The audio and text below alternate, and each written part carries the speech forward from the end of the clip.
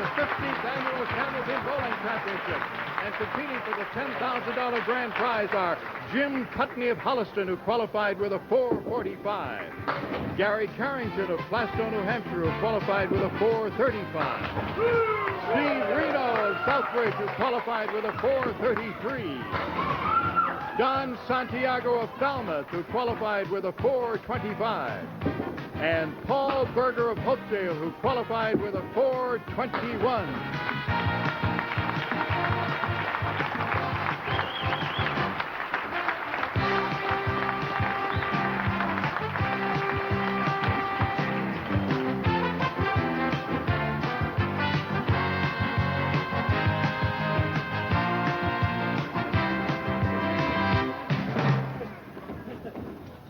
Everybody, welcome once again, and believe it or not, it is the 15th annual championship show, brought to you, of course, by True Value.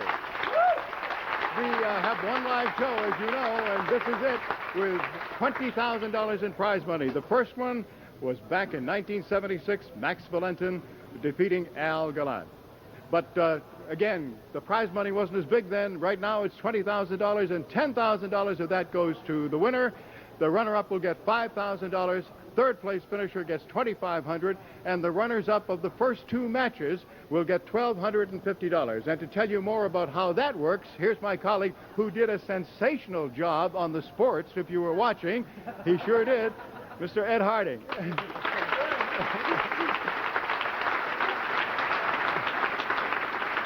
Thank you. Did. Well, thank you. It's kind of you, but I have to tell you, as we were sitting here preparing for the show, the thing that I was getting nervous about was, Roger brings a 1-0 lead in the ninth inning, and can he bring it home? But the thing I'm entertained by tonight, obviously, is what's going to happen this evening. Did you ever believe that this show would get to this level? No, I really and truly didn't, because, it's 32 years ago. I was on that program, yes. Really? 32 years yeah. ago? Jim Britt was the original host, but they needed another guy to do what you're doing. You're just another guy. Huh? Yeah, right. There's hope for me, right? Is that what you're saying? Right. Just to elaborate on what Don told you, let me give you the bracket of what's going to happen tonight so you know who will be bowling against whom and what the results should be. If you get lucky enough, we'll show you the ladder. This is the way it looks. Paul Berger and Gary Carrington are the fellas that will end up doing the first round of bowling. Don Santiago, don't call me Jose Santiago, and Steve Renaud will do the second round of bowling, and the survivors, of course, will go against Jimmy Putney, and we'll see what happens. 90 minutes of fun, huh? And how? And where is Dick O'Connell, who won this tournament year before last and the year before that, and was our commentator last year, and he's going to be here, too. Glad to be back, Don. Glad to be back. A lot of folks here who know you, and they don't recognize you in the suit. Okay, we're going to get underway right after this.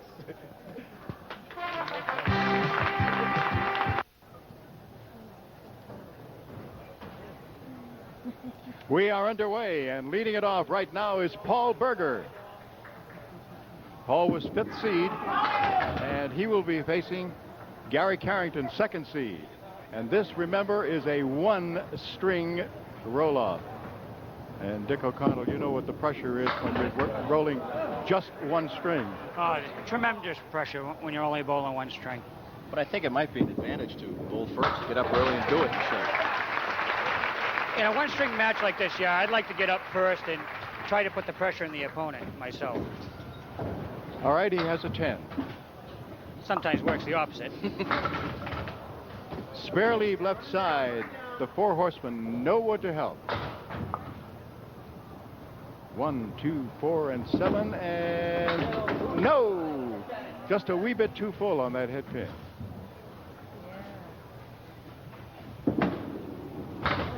So a pair of 10s for Paul. Paul qualified with a 4:21, and our 2nd seed, Gary Carrington, qualified with a 4:35. Gary Carrington was runner-up 2 years ago to the man sitting next to me, Dick O'Connell, in the final. That was a tough match.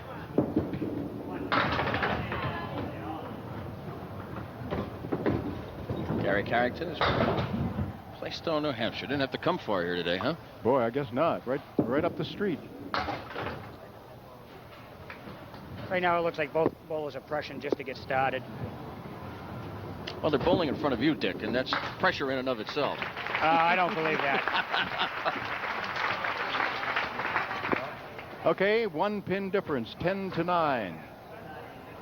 with Paul Berger in the lead after one box. And in a one-string roll-off with box by box. Gary has a tough shot here, but it's makeable. If he hits that wood in the left-hand end, he should carry the 5 and the 6. If he didn't have the wood, it's almost impossible because they're side by side. But he's got it. He's got it the way you said it. So the first marker is up on the board that belongs to Gary Carrington. Now Paul Berger up to roll for his third. There you see it, just the way you called it, Dick. Paul Berger, 2 full on the head pin. Paul's got to split those 2 and send it over.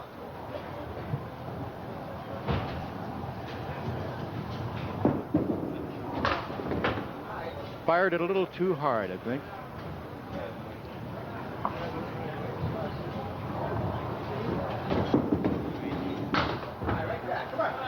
A 7 box.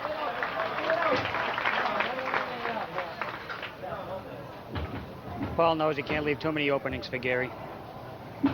Especially, as we said, in a one-string roll-off. Oh, he wanted that 3-pin to topple. That shot's not set up too bad at all. If he takes the pin on the right-hand side, he should carry both. He got it.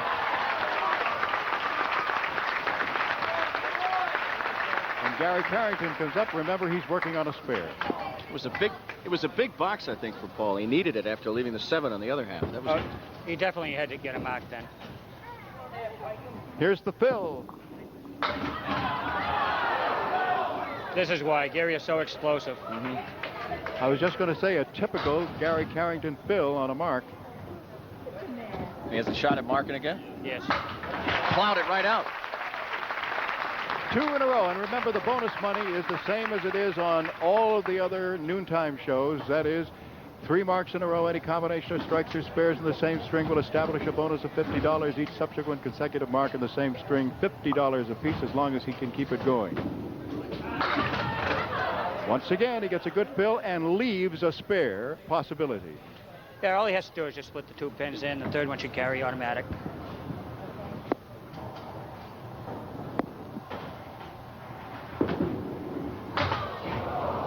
Just missed that shot. Sure did just miss it. Just inside the 2-pin. Punching out the 4. And makes a 10. All right, we're going to take a check on the scoreboard, as we always do after 4 boxes in our strings, with the single exception of the last string. And right now, with a bonus ball still to be thrown by Paul Berger, it is Carrington 54 and Berger 37.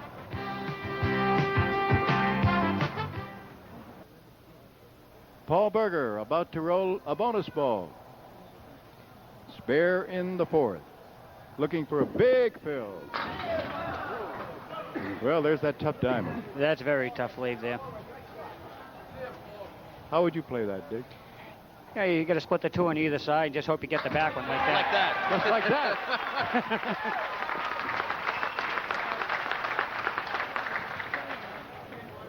He's rolled a couple of big boxes, I think. His last 2 have just been solid for him. Yes, they have. Paul's always been a very solid bowler anyways. He would like to have some wood to help here, but he has 2, 4, 7 and has to kick something over there to get the 10-pin. See if he can do it. Nope. It's a tight match right now.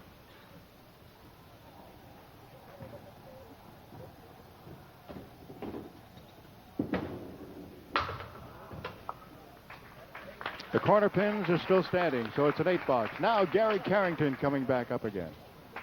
And if Gary gets a mark here, he can put an awful lot of pressure on Paul going into the final 4. As you can see, the lead right now after 4 boxes is 11 for Carrington. Pin hit.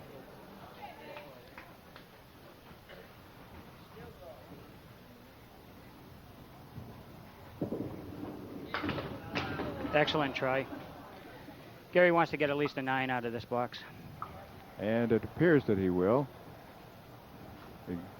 He might even steal that 7-pin, huh? Well, I think I just shoot the 2 and not gamble for the 3rd.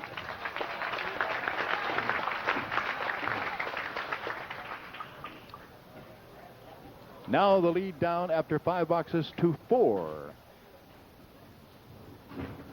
that 8-box Paul had, that last box, could come back to haunt them. Oh, this is tough. 4 and 5 side by side, and then back of that 7 and 8. But he does have that piece of wood that's just slightly in front of and a wee bit bordering the left side. Yeah, the wood looks like pin. the wood looks like it's way up in the front, so he has to go way right. He brought it right. Yes, he did. 10 here gains him another 2 pins on Paul, which should give him a 6-pin lead. 9.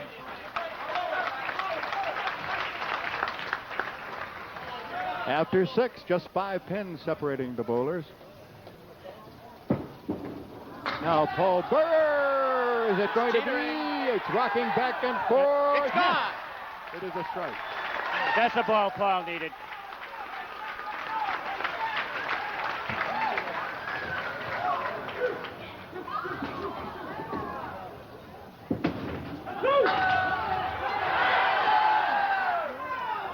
Big 8 on the first and an opportunity for 2 marks in a row. So 1 and 2. Paul has to bring this one in to put an awful lot of pressure on Gary now. First the tables. And he did. 2 in a row. I'll tell you, the caliber, and Dick, I include you in that. Obviously, you're a 2-time champion, but the caliber of the guys who make their way to this final, I'll tell you, they are great Candlepin bowlers. They're the best in the world, Don. Yeah, and they come right back. Quite a message ball, I was going to say, from Gary on that last ball.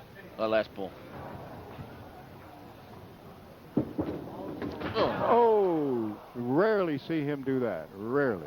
Very rarely. I bet it won't rattle him, though. Well, you never know when you're down to your last 3 boxes and you're behind a mark now. You know, plus a few pins.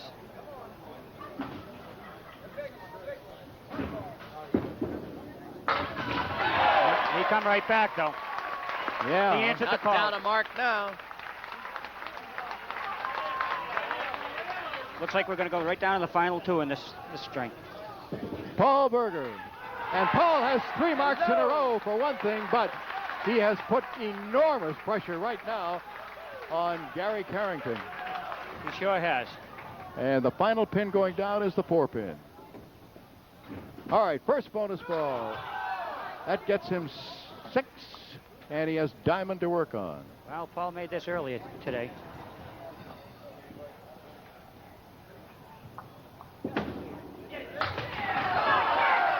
Oh. Not quite.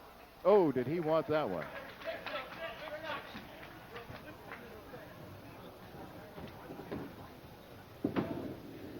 Well, 9. he's forced Gary to mark out. He sure has. It's been a an terrific excellent 135. Yeah, a terrific second half of the string, too. It looked like it was going to be all Gary Carrington in the first 4 boxes.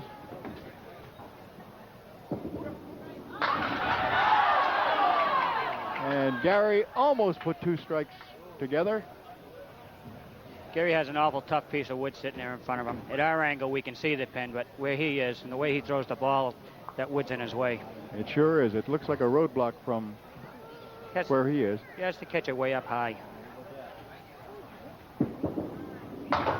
It was a roadblock. That's too bad.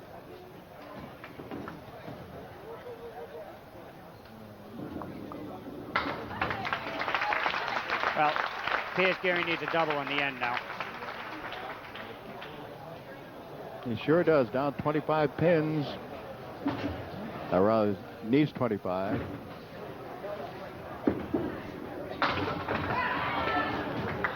That's it. Paul Berger advances. If you remember, last year, Jeff Atkins was the 4th seed, and he went on to win it.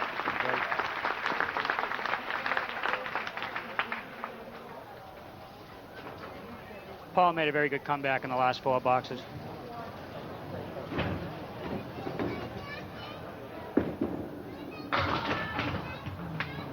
And 6 more. Very disappointed Gary Carrington comes up and is somewhat consoled by Jim Putney and Steve Renaud.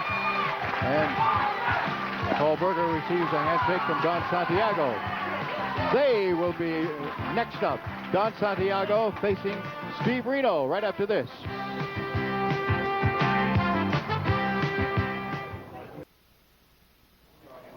Don Santiago right now to lead off. He qualified with a 425 and was our 4th seed. I would imagine Don's very nervous. You know, he's been around the game for a while. But, you know, big competition such as this, you know, I don't know how much experience he's really had. You know, so I would imagine he's got a lot of butterflies right now. Oh, I would think so. This is his first time in this show, in the final, and he had a big day with his 425, but following it, he had some difficulty. Right.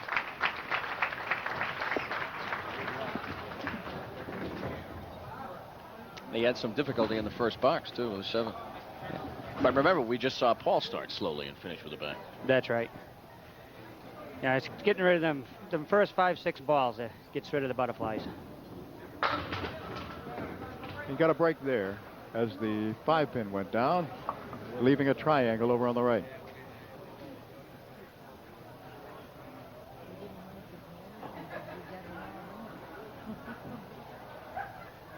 He's got to play that wood fairly high, because if he just hits it on the side, he may not carry the 9-pin. He got it. That helped. That'll help his nerves, I'm sure. Now Steve Renaud. He hit it dead high, too. You know, yes, you he hit it mentioned right high. on top. He found that soft spot right there. Yeah. That was where he had to play it. Here's Steve Renaud. And Steve was in our championship show last year, and there are a lot of folks who think that he's due or overdue. Yeah, Stevie's a very explosive bowler. He's also a newlywed. I was just going to say that. July 14th he got married. Yes. A million people just went, aw, shucks. You realize that? He's got a tough shot here. Yeah, that's about all you could do with that. By the way, Ralph Stewart, our lob line judge and referee, is in his accustomed position right on the lob line.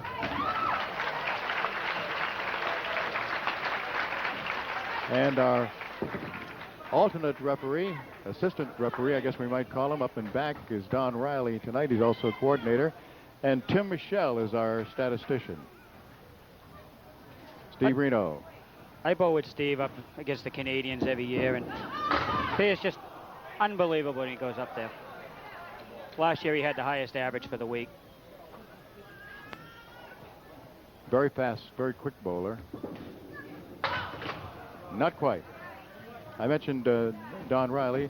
Don's mother, Betty, suffered a cardiovascular difficulty recently, but she's doing fine, and as far as we know, is watching the program tonight, and I hope enjoying it too, Betty. It's a tough one. Can you throw it too hard? You know, can you be over Oh, yeah. anxious? It's very easy to throw it too hard. You know, you just try to get that extra pin to go. Don Santiago, as you know, working on a spare. This will be the bonus ball.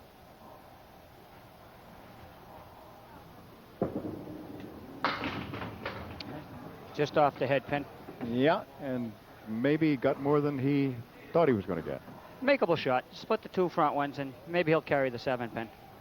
3 to the right should go if he hits the head pin. Hit it on the wrong side. Yeah, he hit it outside. But for Threw it the right in front. second ball in a row, though, I think he got more out of it than he initially thought when the first one in.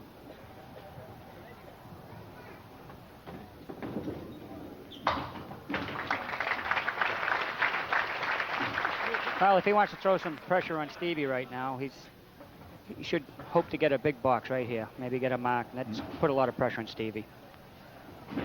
Steve is sitting behind him, by the way, head down, not watching what happens. He has a spare leaf. Excellent spare leaf. Yeah. All right, just 2 pins to work on right now, and it's the 3. Yep. Yeah, 3 and 5. That wood rolled out from in between, so he's got to hit the shot.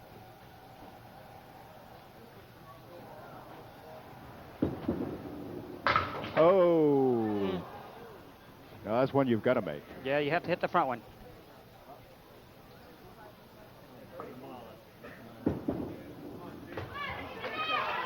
left a big opening for Stevie. Al Giglio keeping score on the electronic scoreboard, and Keith Williams is keeping score on a board for the folks here at the Pilgrim Lanes in Haverhill, where we've got a great crowd on hand, as we usually do for this. Steve Renaud fires, as he usually does, a bullet. I'd like to say hi to my mom, who I know is home watching right now. Bet she wishes you were out there bowling. Sure she does. At least she knows where her son is, though. That's right. Right.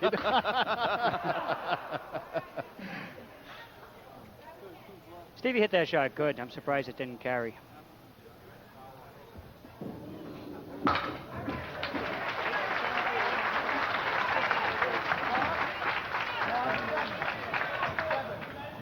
Ralph calls it a 7.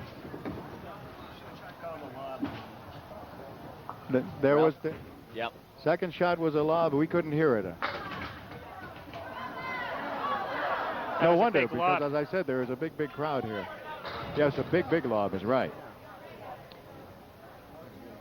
Stevie's good, though. He's liable to come right back with a mark right here. You called it. Stevie knows the pressure's on him right now. Okay, with a bonus ball still to be thrown by Steve Renaud. And it's because of that, which you're watching on the screen right now. The score right now is Santiago 42 and Renaud 33.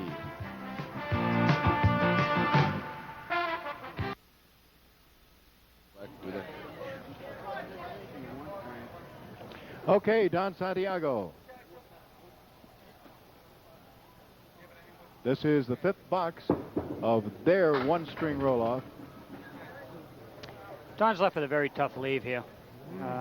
I'll say 1, 7, 8, and 10. This is like almost like a high-low jack with an extra pin. It would come up a little bit. Might help him.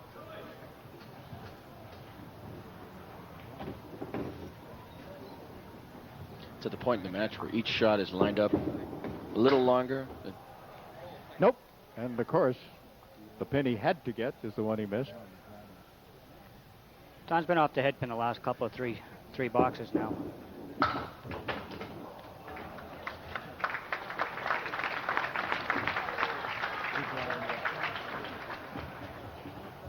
A lot of pressure, obviously, because for candlepin bowlers, and we're talking about international candlepin bowlers here, as far as this is concerned, this is the Final Four. It's the World Series. It's the Super Bowl for candlepin bowlers. That's right. It's the best from all Yale.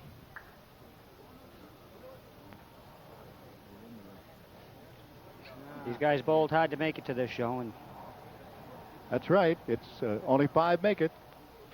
The 5 with the highest 3-string total between one of these programs and the next one. Don Santiago picks up the spare. Don needed that mark. Now Steve Renaud, remember, he had a spare in the 4th, his first.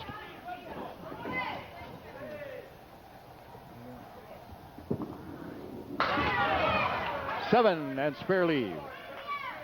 Stevie seems like he's calmed down a little bit. He's throwing the ball with a lot of accuracy. His high single, 191, and he missed. Spoke too soon. Same as Paul did. Paul missed that. It's a 10. Just one pin. However, he is opposite. A spare by Don Santiago. Stevie's saying to himself, all he wants to do is match the spare. Well, he did a little better. It's a whole new ball game now, going down in the last couple of boxes again. Boy, it just struck it so perfectly and exploded precisely. For Don Santiago, a very big fill right now. If he can get that head pin. He did! He got a strike. He answered the call. He answered the call. Now he's relaxed. Now the pressure of bowling in the big show is off, and the pressure of just wanting to win the match is where he is, and that's the way he wants to play. That's right.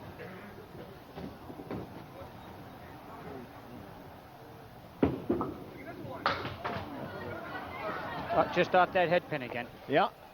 Just a little bit to the left. held it for a fraction too long before releasing it, because I'm sure he probably was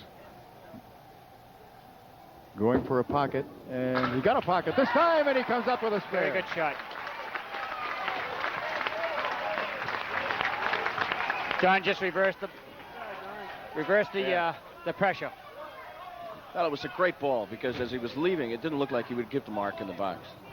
So $50 in bonus money also for Don Santiago. For Stevie's 3 marks forced in to a row. make a good shot here. 4 horsemen left side. That's what he's looking at and what he wants to wipe out with this. Oh! He spun right around that 7-pin. He hit that shot good and solid, too. It should have carried. A 10. Now he needs a mark. He has to have one here. He's got to match the one that Don's sitting on. He took a casual glance at the score, saw what you see now. And he answered the call. He answered it. Well, Don has a little bit of a lead. We are down to the final 2 boxes of a 1-string roll-off, which will determine which of these 2 bowlers will go against Paul Berger.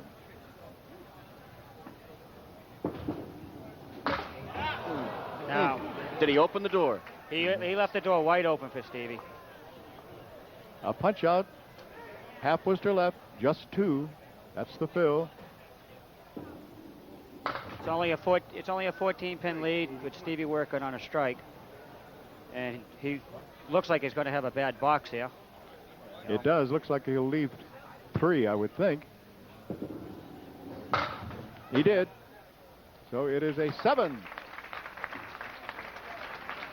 Stevie gets 1 mark this next box, and it's a brand new ball game.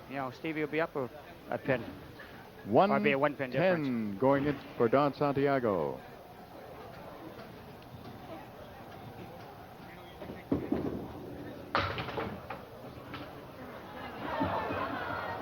Very tough leave there. Oh, it sure is. Don's got to hit that pin way up on the cap again and hope it carries into the corner.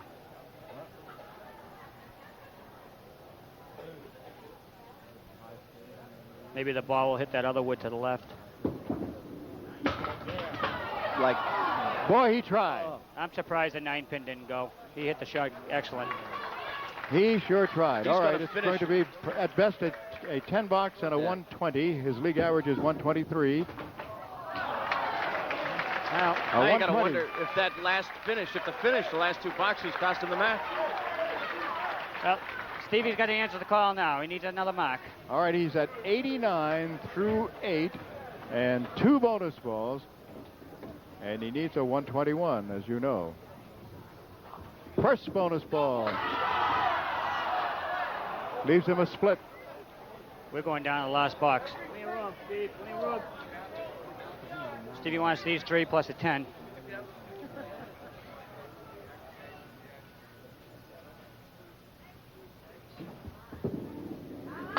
Oh, what a What a great try. try. What a try. Oh, what a beautiful try.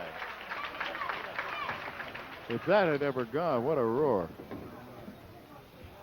For a 10, yes. Stevie has to have a mark here in the end.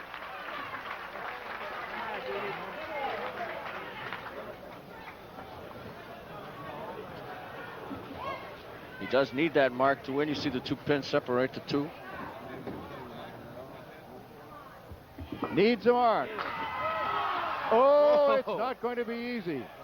Well, if that wood sticks around for him, Coming back into the picture, what's he want it to do? well, he'd probably want that wood to be a little bit farther to the right. Yeah. That's what he was signaling. Yeah, Yeah. move over, move over. Now, he could do this 2 ways. He could take a shot off the ball coming off the wood. Or Do he you could go all play the way into the 7 and get some action that way? or play the wood way up in Yeah. the end and hope it Yeah. carries over. It's a Oh, tough what shot. a big ball right now. Oh. This is the match. Oh! Oh! Don Tough break, Santiago tough break. will be moving on. Steve Renaud will be I probably would have played that shot there myself, way up top. I'm amazed how much a game of inches it is. In the previous box, he came within inches of taking out the 7. That time, he came within inches of marking. So it's Don Santiago against Paul Berger coming up right after this.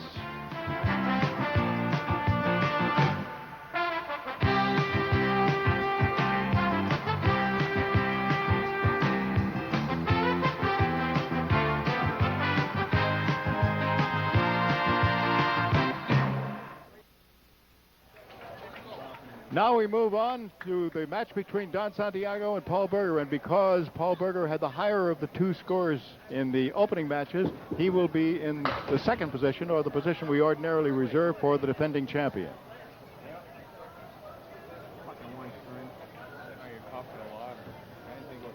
Well, I didn't notice Paul go down the other end and throw a couple before this, so he must feel that he's loose enough already. He did, yeah, he did. Did he? Oh, Yeah, I very didn't few notice. toward the end of the match, but yeah. I didn't notice. John Bellotti, the excellent Candlepin bowler, bowling, I should say, not just Candlepin bowling, writer for the Boston Globe, is sitting near us and called to my attention something which I should have noticed immediately, and that is that Steve Renaud lost by 2, and he had 3 pins that he lost on a lob, which would have given him the win. This is true.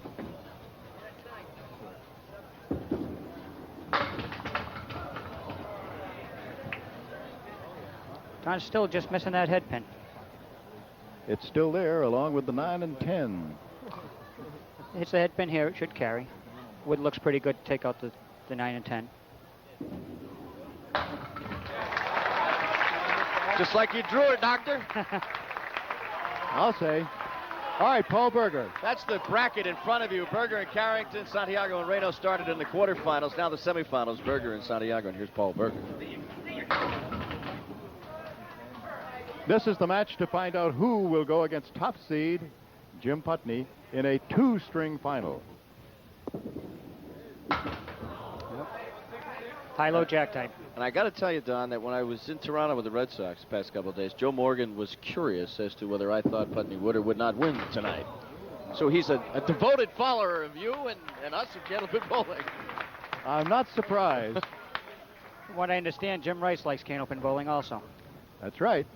But I just can't see Jim and Joe bowling. No.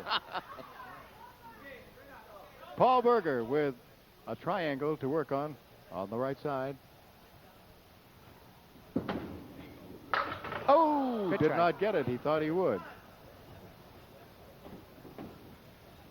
The triangle's a fairly tough shot. You got to split them just right. Hit them too full, they don't go. It's a 10. Our crew tonight, Kim Duvall, George Manning, Ellen Serwin, Leroy McLaren, Bill Freewall, Joe Sukar, Steve Bailey, Tony Coleman, Alan Pratt. And I had a lot of fun seeing folks that I don't see too often because I don't go in the studio very often anymore.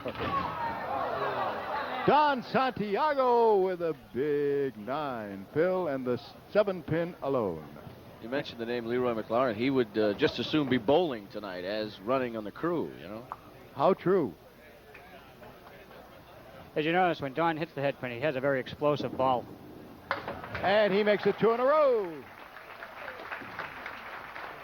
know, it's funny, though. You get a hunch during an evening, and he has bowled well enough to get to where he is now, and you got to believe that more consistent bowling will come out of him as the evening progresses. Oh, yeah, the butterflies are definitely gone now, and now that he's got a couple of marks right up on the beginning, he's going to get even more relaxed, you know. Tough break here, but most he can do is, you know, try to get 3 and 3, get a 10 out of the box. Don't want to leave any pins standing. When you do wind up with a spread eagle, you have to say to yourself that I did what I was supposed to do. I hit the head pin, and then just work on getting the 2 wings, right? That's not it. That, not that. If you try to hit the spread eagle, you won't get it. You only get it when you don't want it. True.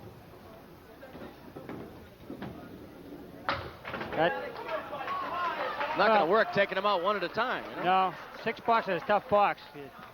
All right, Paul Berger right now looking for his first mark. He's only had 2 boxes so far in this. Paul has some help in there now for this 3-pinner. He splits the 2. It should go right over. He almost stole it. He can't believe it. That's twice now. Paul's league average 128. I told you Don Santiago's is 123. And a 9 for Paul, who finds himself down by 15 pins after 3. But of course he's opposite a 6 box here.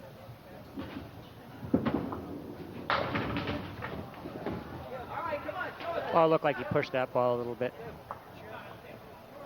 Do you get at a point, though, when, you know, you realize where you are in the match and you don't want to let it get away, so you have a tendency to push.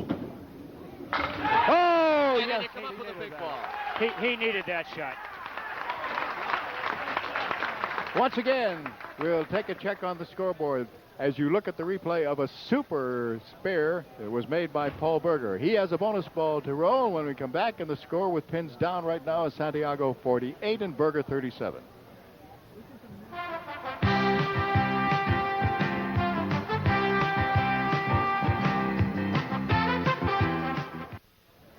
Don Santiago on the line. Let's see how he responds after 2 spares and then a 6 box. I found when I was in this competition that sitting out waiting for the commercial gives you an awful lot of time to think. Well, is that good or bad? Yeah, really. See what Jim Putney's doing with commercial time? He's over there off by himself, just as he would go to the bullpen, if you will. Yep. Warming up. Yes, Don Santiago. Yeah, Jim wants to start breaking out a little bit of a sweat right now. With the exception of that 6 box, he would have had 4 in a row.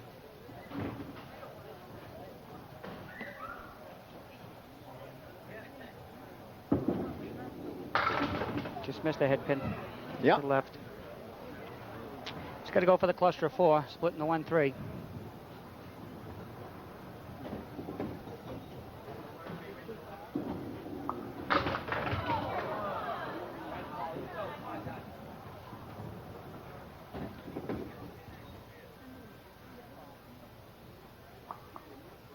Yeah, I'd take the chance to just get 1 pin.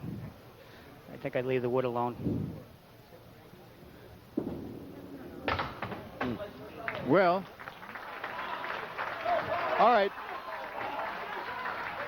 Paul Berger got, in a sense, the only thing he could hope for after the spare, that is a small fill and an open box.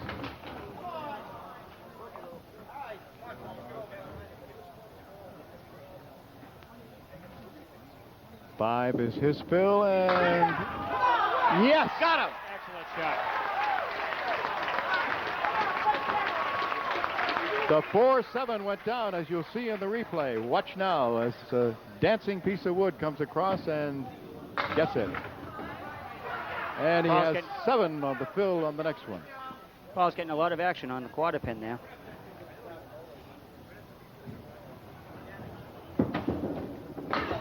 One, 2, but not 4. Little full of that hit.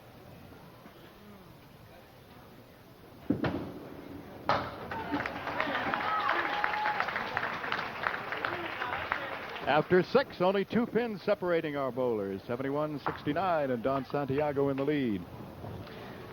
Third match in a row going to the last 4 boxes. That's been 1-2 pins.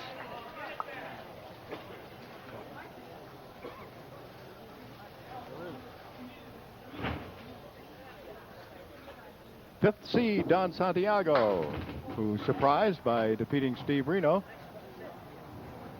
And for him, this is he didn't get a chance to break. Whether that is or is not an advantage, we could get into. But this is his 2nd consecutive string of bowling. Myself, I would rather do it that way. You know, you've already worked up your sweat. You haven't started to dry off. And, you know, you're still loose. Your muscles are still limber. Sit down too long, you stiffen up. Just like running track. I wouldn't know that. It's a 9. We've mentioned the crew and the statistician and the officials and so forth. And the man who is putting together and keeping together this live show, of course, is our producer-director, Phil Rubin. Speaking of sweating. Right. Phil never sweats.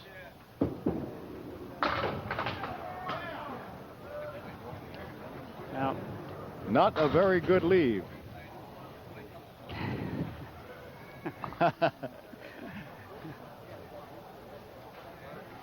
Don here has to try to get a 10 out of this. You know, go 2-1, and Nope. he keeps getting 9s and 8s.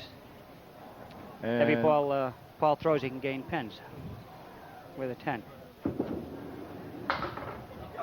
that hurt him. So a 9 and an 8, which is not what he needed. He's at 88 after 8.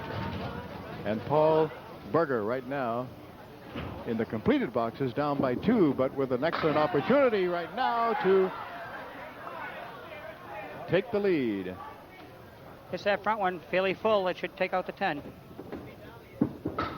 Caught it a little bit thin. He had to hit it pretty much right on top. Is that something that's natural, Dick, or is it something that you were? And what I'm talking about is the ability to stand up there and determine how you have to hit a certain shot to make it go. Is it a gift, or is it a combination of a gift and a practice? It's a lot of practice. It's a lot of watching other good bowlers bowl and watch how they make some shots. And then you learn by your mistakes of playing shots wrong. Eventually, you know, when you've been bowling for 30 years, you learn the shots after a while. Like you did when you won the $10,000 2 years ago and 3 years ago.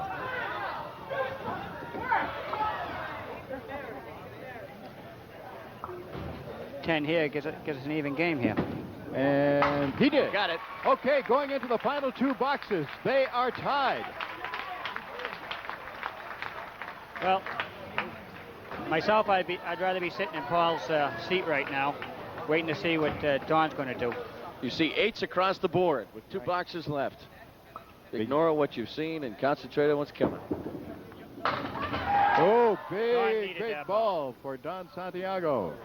That pin won't go away, will it? From here, it looks like the wood is up against the pin. He should be able to just catch the side of the wood, and it should go. Looks like it's covered. He got it. Big pressure now on Paul. The winner goes on to challenge Jim Putney. The winner is guaranteed $5,000 with this particular match, and $2,500 to the runner-up.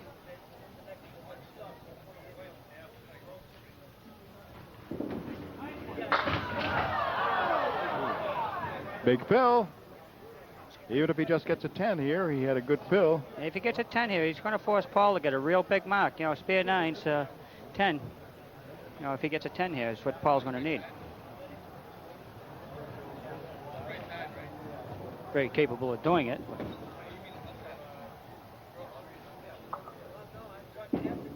Got it. Excellent shot. What a Excellent spare. What a spare for Don Santiago. And what a time in the match for it. That could be the straw that breaks the camel's back. Boy, I guess so. He put that baby right where he wanted it. Then adds 7 more. Paul's got to match him, mark for mark. A 123, and Paul needs 2 marks, as you have already indicated, and has to get at least 16. He hit his average right on the nose. Yep. 123. So close to a strike, but Paul has himself the position for the spare. Oh, no! I don't believe Unbelievable. I do not believe that didn't No! I can't believe it either. Phil Rubin, you don't have that on tape, do you? I mean, that was amazing. Have you got that one, Phil?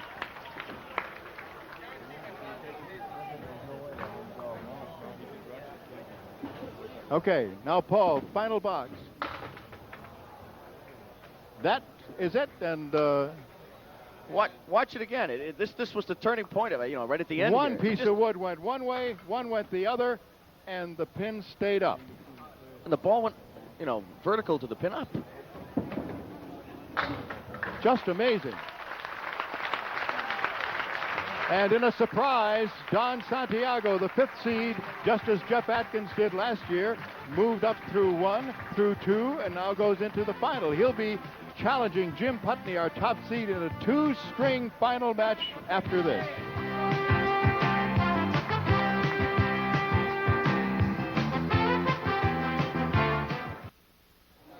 This is the two-string final, and here is our top seed, Jim Putney of Holliston. If you're wondering why he is leading off, it's a two-string, and so he will lead off in the first, and he will roll second in the final string. Just as though we picked up one of our regular matches in the middle string. Spare lead right off the bat. Jimmy looks pretty calm out there. He's got to sit back and watch everybody fight it out.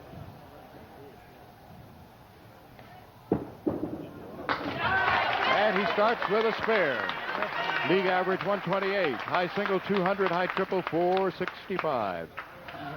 Meanwhile, Don Santiago has been bowling all night almost now, huh? Oh. 4 strings in a row. Here's the fill for Jim Putney, and he gets a spread eagle. Boy, he had 13 big weeks. Oh, he sure did. Just rolling along, and those 400s kept coming. Even a couple years ago, when Jim come on, when I was on, he had over a 400. He had a 423 against me. You racked up plenty of those 400s. A 10. Jim Putney is a father of 2 and is employed as a painting and wallpaper contractor. Don Santiago is single again, and he is the father of 1, employed by the Botello Lumber Company. He also has a high single of 200 and a high triple of 464, an average of 123. And if you think this match didn't make this announcer excited, why, he already indicated that he was the 5th seed. He wasn't. He was the 4th seed. Paul Berger was the 5th seed. That's for all of you folks out there who were saying, he made a mistake. Don't do that, do they, Don? And he wasn't going to acknowledge it. That's what you thought, didn't you? Okay. Don Santiago, as you see, high single 200.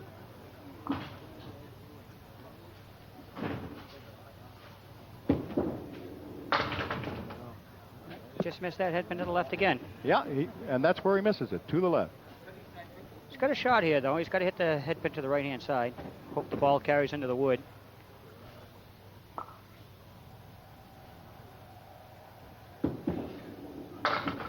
He made it. Much like that.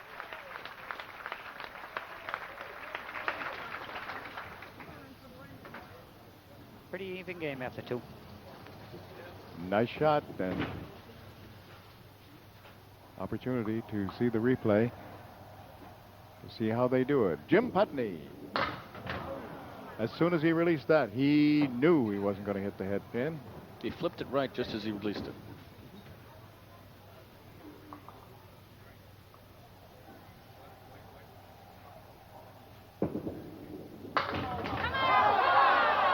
Almost came back to make it. Good comeback after throwing a bad first ball.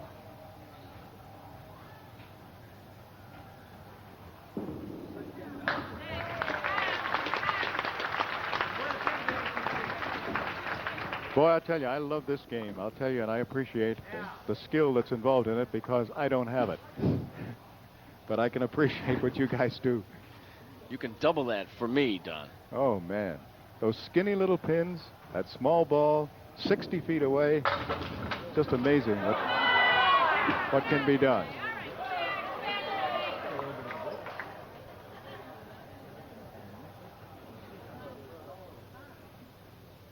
Well, it's a little bit in the way, but if he catches it to the right-hand side, the ball should ricochet right in. Nice drop, though, after being as off the head pin as he was. All right. Ball carrying right in. Now Don Santiago.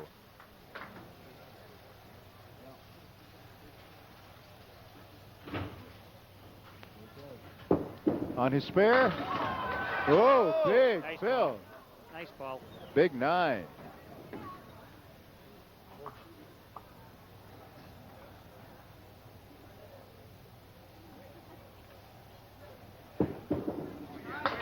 He was all over it. 2 marks in a row for Don Santiago. When he hits the head pin, he's got a real explosive ball. Every now and then he misses to the left. That time he was on it, another 9. Don was a rookie, I guess, this year on your pro tour. Is that correct? I believe so, yes. I believe he had a very good year, too. Yes, on he the did. Pro Tour. Yeah.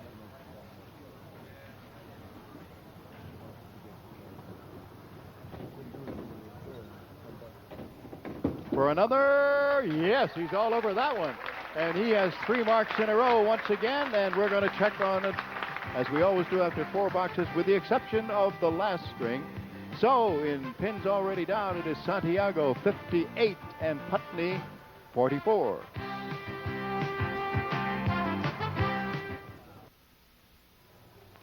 Our top seed, Jim Putney, who is leading off in the first of these 2 strings, has just seen Don Santiago put 3 strikes in a row together.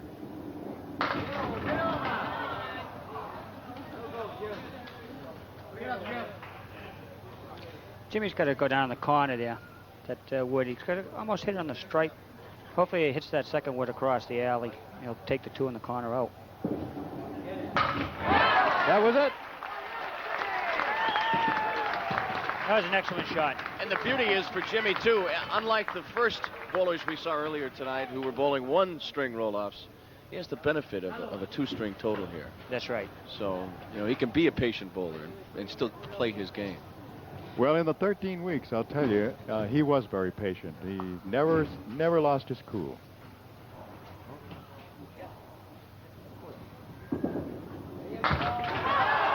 That's how to answer the call. Yep. That's how to answer the call.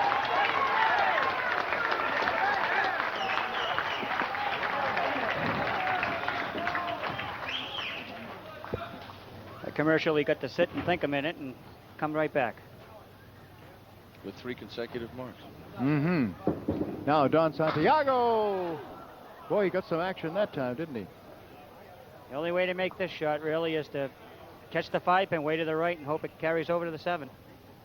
But when you're in that narrow alley, you're running the risk of missing the 5 pin altogether, aren't you? That's true.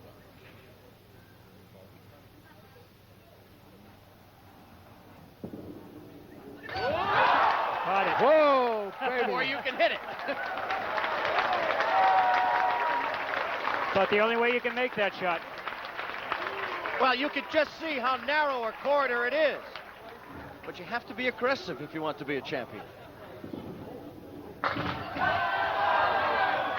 Is Don Santiago surprising some people tonight? I guess he is. He's surprising me right now. Boy, I'll tell you, he is making shots. Actually, both bowlers have surprised me coming right out of their chute like this. He hit the foot foul line with the ball just as he was delivering it. That threw it off. Wow. That relieved a little bit of pressure from Jimmy. Yep.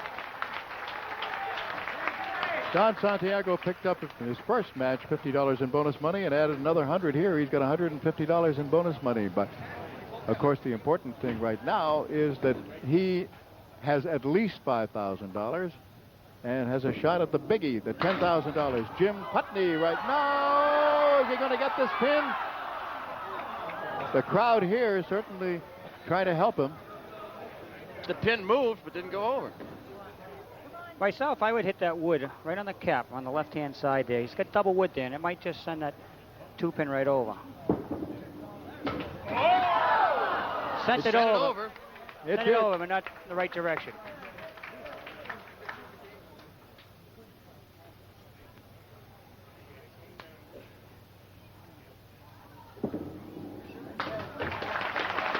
A 10.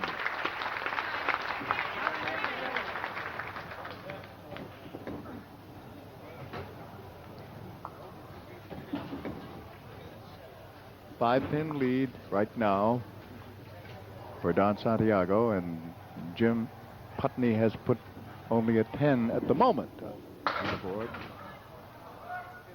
Don, I was asked by us pro bowlers to challenge Channel 5 to a charity softball game.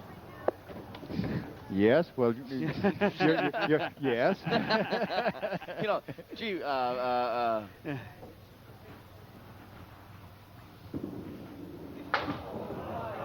Well, let's see. They might need a first base coach. well, you know what they say, Don? Charity begins at home, so let's go home.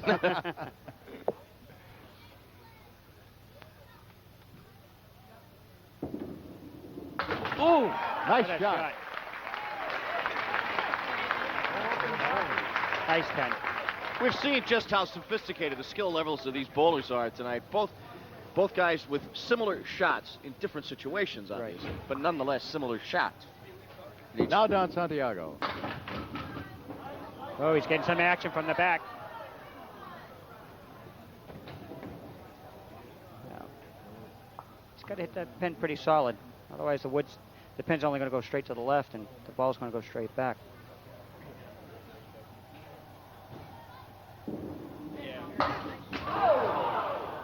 He just caught it, and it just went straight to the left, right in front. Yeah, you already have softball experience, so you challenged WCGY, didn't you? Yes, we had a very good turnout and a lot of fun. Jim Putney pitched, didn't he? Yes, he did. I believe he was pitching a no-hitter for 4 or 5 innings there. See, he can pitch a softball and. Or I mean a Well, shutout, Candlepin. not a no-hitter, but a shutout rather.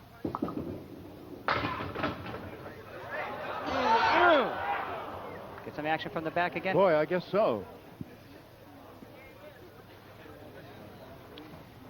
It's nice when you're getting good scores, and if you do get a bad ball out there, you get some action. Leaves you with a lead. He was all over that one.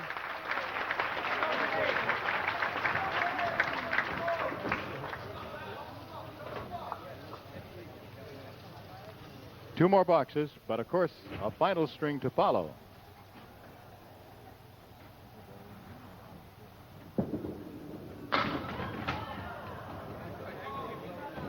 Six.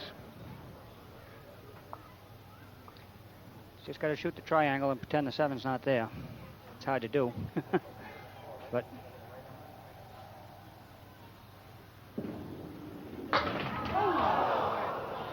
Well, I'm sure he tried to ignore it, but did a good job of taking out the triangle, because we see that missed so often, where you get 1 or 2. back at Jimmy's head right now, he's saying, I got to have 1 mark on the end here. Just keep it close. Doesn't want Don to get too far ahead of him. Yeah, he's at that point where the through boxer scored. He was already down 5 pins. He might get some. No, didn't fall. Thought the 5 pin was going to fall and give him some back action.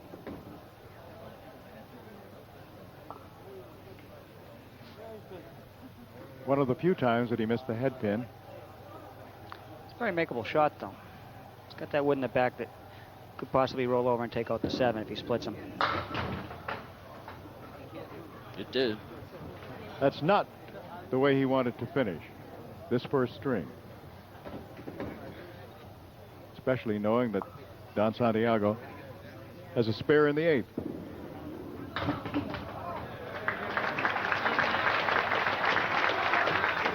Very respectable first string. Sure is, 129. He really had it going for a while until he ran into the last 4 boxes.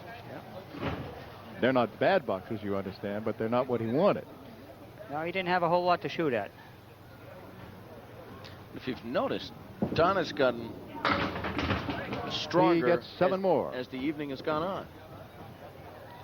Well, I'm sure he's gotten his confidence.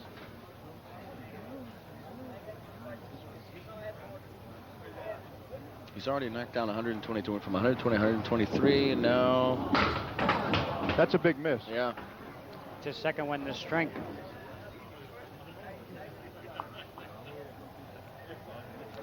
Missed too many against Jimmy, and he's going to come back. Well, that's the point. This is a 2-string cumulative total. That's right. So when you have an opportunity to take advantage of spare leaves and whatnot, you better.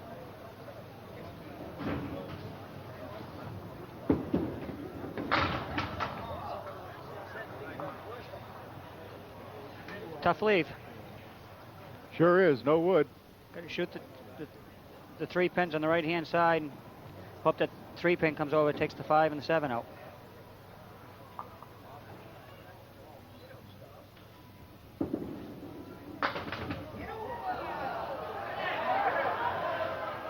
Not quite enough. However, he will finish with a fine 140 or 41.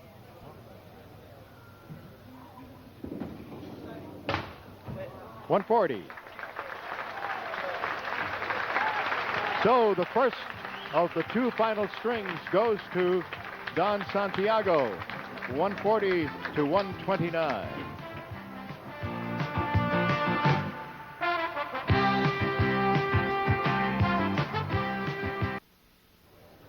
Okay, folks, this is it.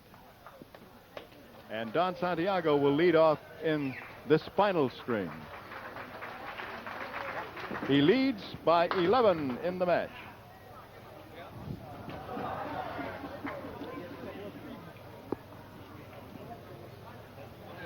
$11 pins can be made up very easily with one big mark and the opponent having a bad box.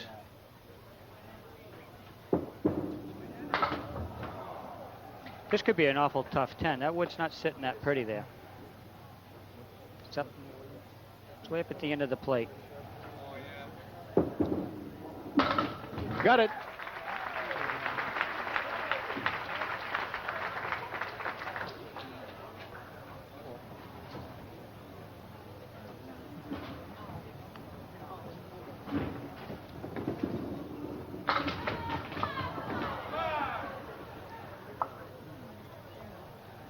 A lot of wood. I was going to say, left a lot of forest down there.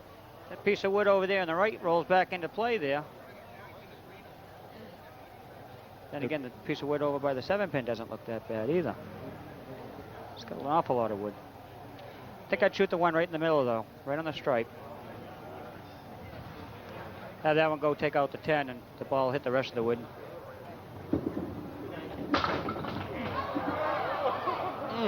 Caught it a little bit high. He was a little high in that stripe. That's where I would have played it. Pair of 10. All right, Jim Putney.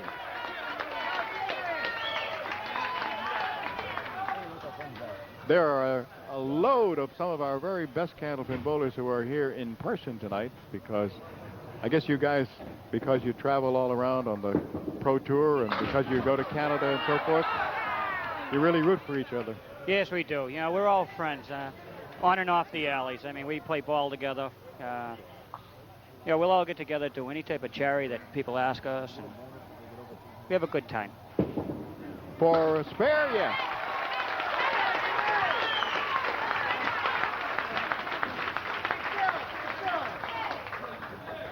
In these 2 boxes, Jim Putney very, very capable of taking the lead.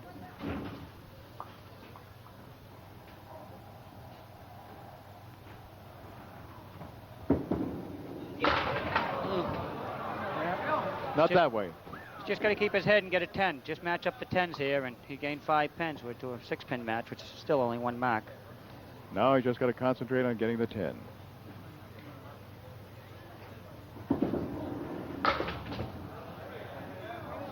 Most bowlers seem to, if they get the spread eagle, seem to have a favorite side that they want to go to.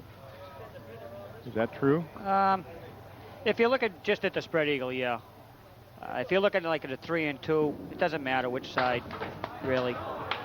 So he, in a sense, loses 1, so it's a 7-pin lead right now in the fact that he got a 9 rather than a 10.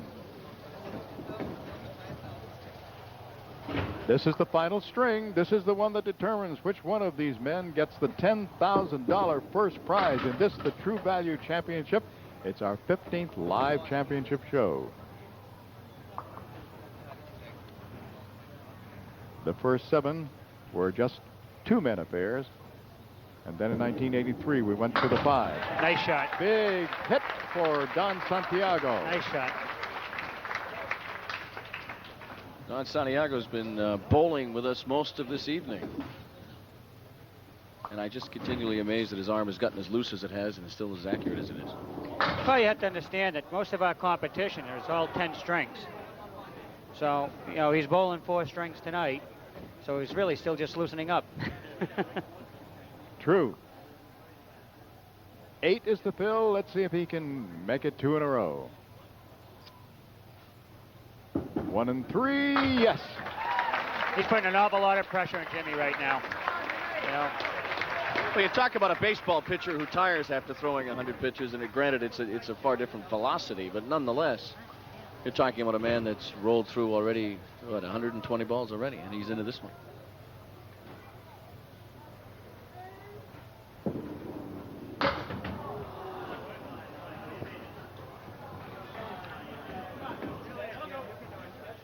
You can shoot this shot either inside or out. Myself, I like going where most of the pins are.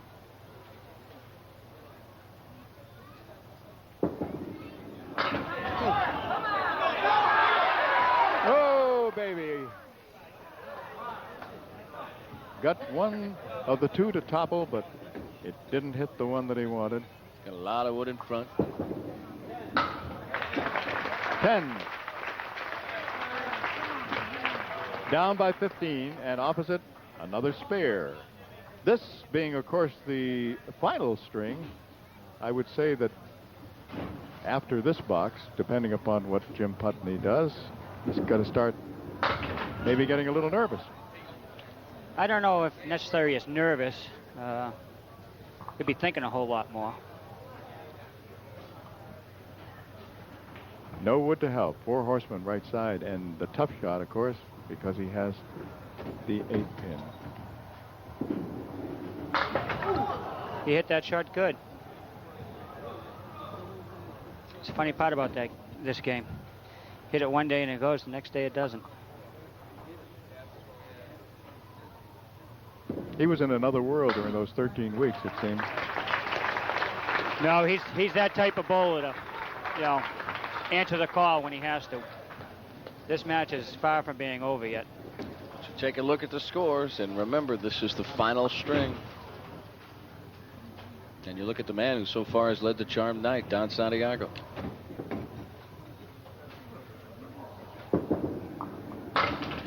Already has knocked off Steve Renaud and Paul Berger. Now he'll try the 4 horsemen. His ball breaks in, you know, to that 1-3 very well to carry this. 2 full on the head pin.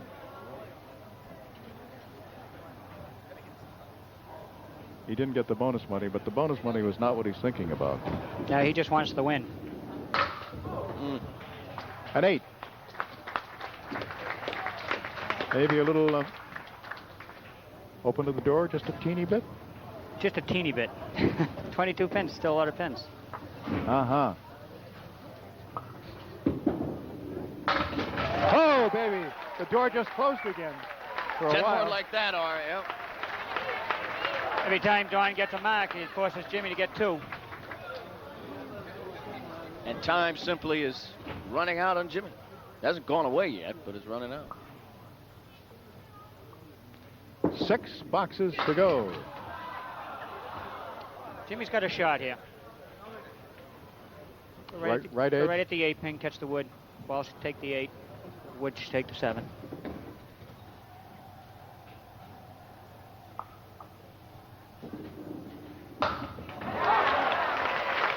Got a little bit too far to the left there, but You got a break.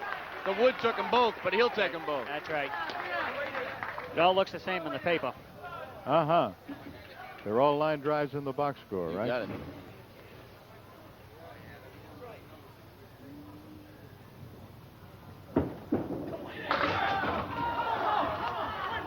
Seven. Tough leave here. It is. That 10 pin alone over on the right.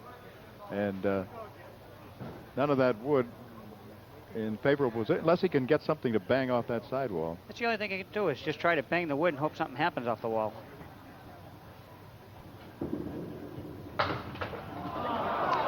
Unbelievably, he didn't take the 7 pin out. Yeah, he got the 2 most improbable pins in that setup. That's right. And obviously was concentrating on getting the 10 pin and expecting that the 7 was going to go. Now we are down to 4 boxes. Now, Not still only in is reach. he down by 13, excuse me, but he's down by 13 plus what Don Santiago gets on the next 2.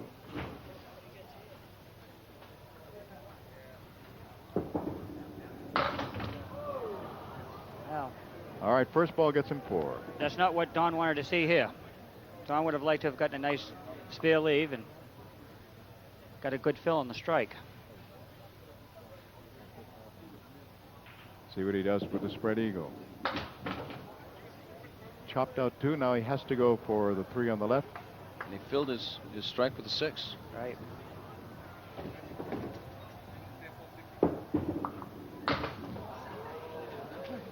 Actually, with the 7 box, you can really consider that 6 fill as a 3 fill. That's right.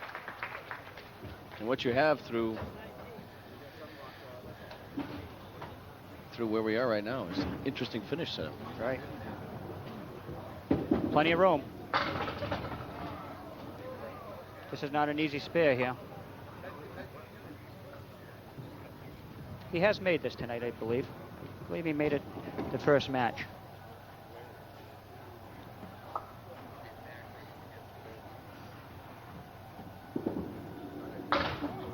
Too full that time. I assume he was going for the left side.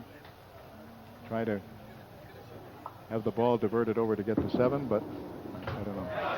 All right, he has opened the door for Jim Putney. Left 2 frames open. How improbable is that? Well, this is where Jimmy has to do it. You leave the door wide open, you got to try to get inside.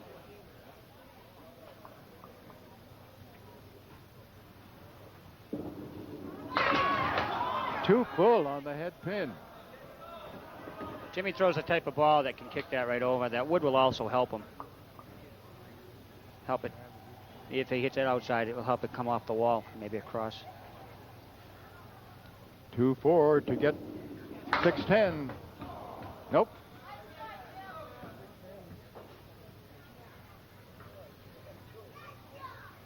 I'd like to thank you, gentlemen, for inviting me back this year. We'd like to thank you for being with us. We're always glad to have you, Dick. And it's nice to have the perspective of somebody who's been there, somebody who's won a couple of times, knows what the pressure is, and knows how to win. It's a nice shot. Just take a look at it again. He just kisses the outside and cleans out the frame for a 10. Now down to 3 boxes. That's what Jimmy needed. Jimmy needed that one in a big way. 16, we got a 14-pin lead. We're only talking 1 more mark. If Don doesn't get a mark here, the door's wide open for Jimmy. Don is bowling in his final 2 boxes. And it's wiggling. No, Boy, he's he in. almost nailed it right there. But he's got a great opportunity. There are 2 pins in front. Does that make it No, this change at all? No, this shot should go. Just hit it full, right in the middle. This is not like the one that Paul had, where they were sort of at 2 different angles, and one went right, one went left. Now, when it's sitting pretty flat like that, it usually goes straight back.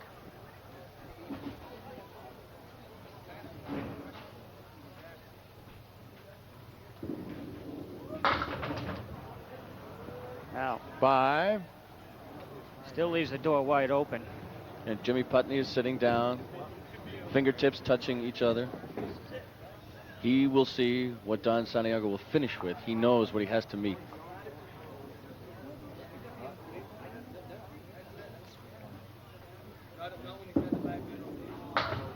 This could be a very big box. Yes, He sir. gets a bad box here, he almost cancels out his mark.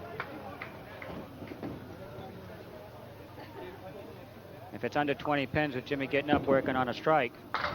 Nice out. Very good out. Big. That's an important one. Needs a 128 to tie. 18 pin difference here. Well within his right arm. This will set the tempo. This ball right here. Big I strike. think that has closed the door. All he needed was a spare with an 8 fill, a double strike. That's like getting, two more spears on the end. It's a big play from a big play guy. That's Double right. strike.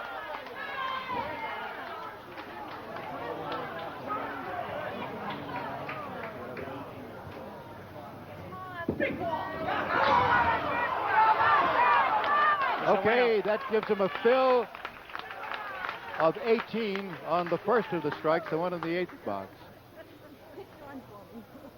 I think he's won, Don, hasn't he? Yes, he's already won. Yeah. I think it's over.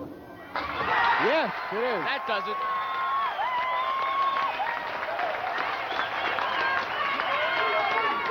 I'd like to say hi to my IBEW brothers and sisters out there. You got a lot of friends. I do. Just a popular guy, I guess. Done like a champion. Doesn't matter. Coming from behind Very, in the very final good. two boxes. He comes through in the A end. 143 to 117 and a total of 272 to 257 and $10,000 to Jim Putney. We'll be right back.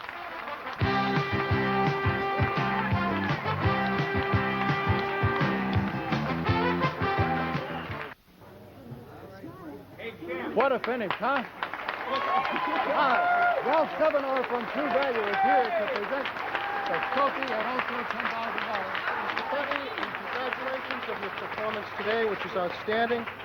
Members of True Value of New England would like to present this to you and give you a big congratulations. Thank you very much. Thank you very much. That's all the time we've got, Jimmy. Bye, bye, me. Okay, bye-bye, everybody. What a finish by this guy, huh?